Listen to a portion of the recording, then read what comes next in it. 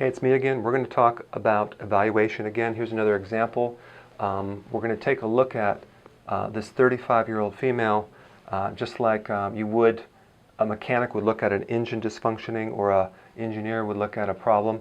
Only in medicine do they separate everything out and they're over-specialized. They treat each thing separately. They treat it. They don't take all the data. They don't look at the body as a whole.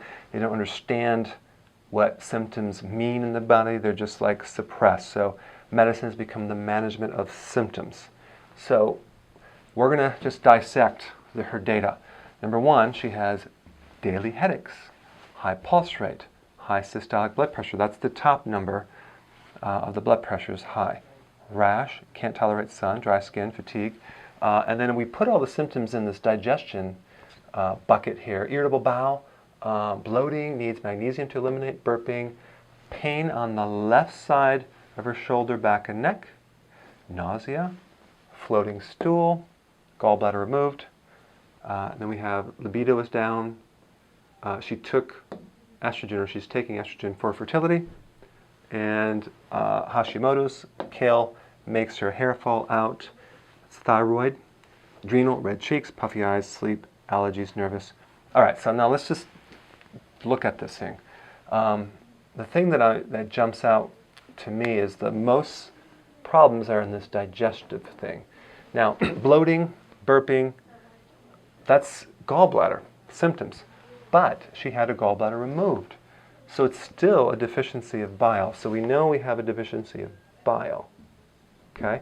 But typically, that problem is going to cause pain on the right side of the shoulder and neck, not the left.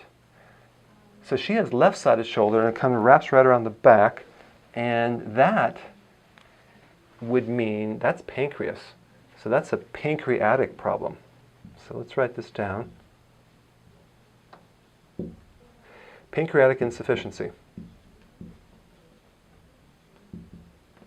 That's the kind of, that would create these symptoms, because the pancreas, if it swells up or if it works too hard, it will irritate the tissue right around the pancreas, which there's a little nerve called the phrenic nerve. It's on both sides, but on the left side, and it goes right up to your right shoulder, right up through here. So the pancreas. Now let's take a look at pancreatic insufficiency. What does that mean? The pancreas makes enzymes. So it also regulates insulin, but if it's not making all the enzymes, which makes sense, because if she has a gallbladder problem, she's not going to actually have a really, really healthy pancreas. They both work together in the digestive tract. So whatever she ate in the past that destroyed that gallbladder is probably also made the pancreas weak as well and depleted the enzymes. But the symptoms for pancreatic insufficiency are very similar to low bile. Very similar. So right here, nausea, that could be the pancreas. The stool that floats, that could be a pancreatic insufficiency, because you're not able to release enough lipase, that's fat enzymes. So when bile comes in there and breaks down the fat, lipase from the pancreas dissolves that fat even further down to a stage where you can digest it. So this could easily be pancreatic insufficiency right here. And so could nausea, so could pain on the left side, and irritable bowel, because you're going to have a lot of inflammatory issues as well if you don't have the enzymes. That's one thing. Now let's just take a look at, let's see here, rash. That could be another symptom. Can't tolerate sun.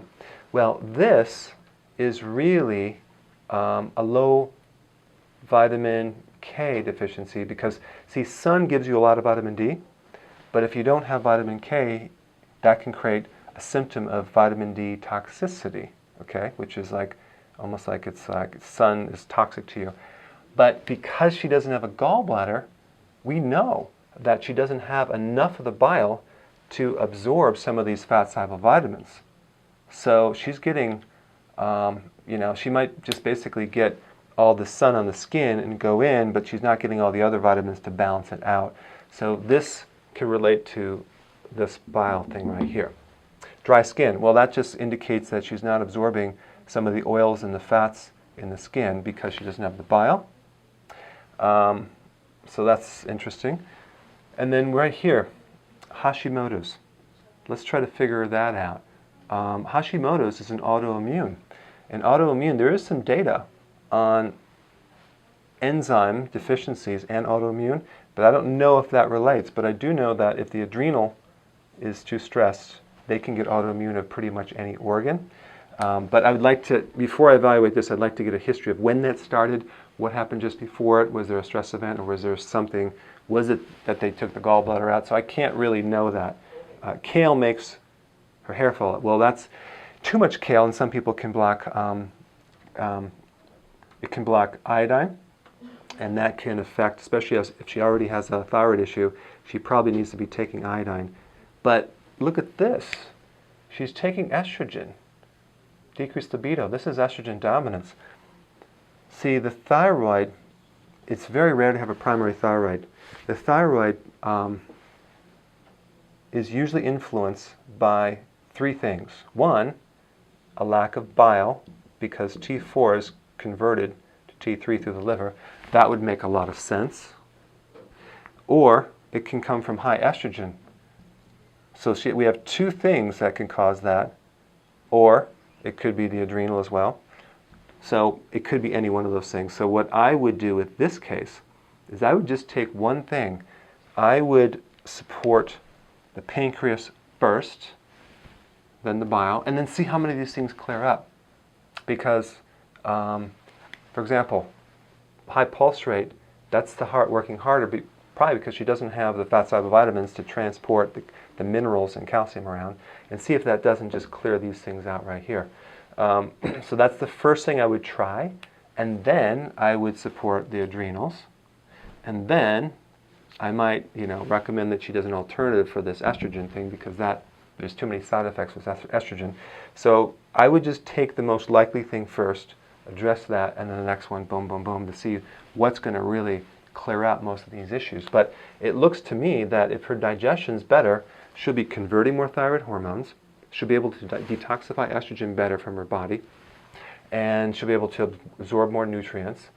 She's going to have to take some bile extract for the rest of her life because she doesn't have a gallbladder, purified bile salts. But to support the pancreas and get rid of all these things, that would probably give her a huge relief and allow her to sleep, take the stress off the adrenals. So that's where I would start first. All right? So that's just kind of I'm just talking out loud, but that's how I would take a look at this case.